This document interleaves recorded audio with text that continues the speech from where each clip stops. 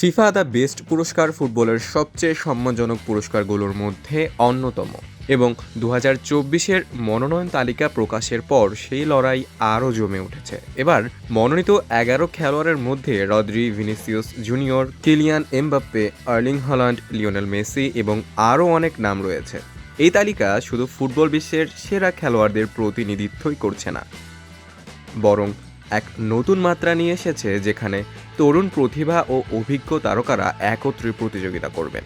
Messi 2024 Ballon ডি'অরে জায়গা পাননি, তবুও ফিফা দ্য বেস্ট পুরস্কারে সেরা 11তে স্থান পেয়েছেন। ফিফার ওয়েবসাইটে উল্লেখ করা হয়েছে, মেসির বয়স 37 হলেও ইন্টার মায়ামি ও আর্জেন্টিনা দলের জন্য ব্যাপক অবদান রেখেছেন।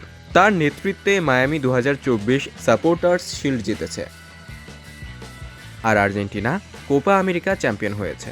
এছাড়াও বিশ্বকাপ বাছাইয়ে লাতিন আমেরিকা অঞ্চলের সর্বোচ্চ 6 গোল করে বছর শেষ করেছেন তিনি।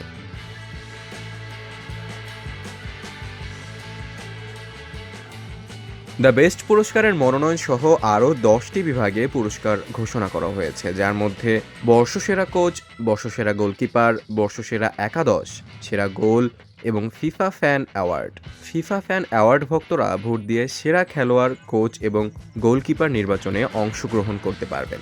ফিফা ওয়েবসাইটে 10 ডিসেম্বর পর্যন্ত ভোট দিতে পারবেন সমর্থকরা, যেখানে মোট ভোটের 4 ভাগের 1 ভাগ দর্শকদের ভোট এবং বাকি 3 ভাগ ফিফা সদস্যদের, অধিনায়ক, কোচ ও গণমাধ্যম প্রতিনিধিরা দেবেন। এবারের দ্য বেস্ট পুরস্কারের সেরা 11 খেলোয়াড়দের মধ্যে 2024 ব্যালন ডি'র জয়ী রদ্রি, ভিনিসিয়াস দ্বিতীয় এবং বেলিংহাম তৃতীয় স্থান অধিকার করেছেন।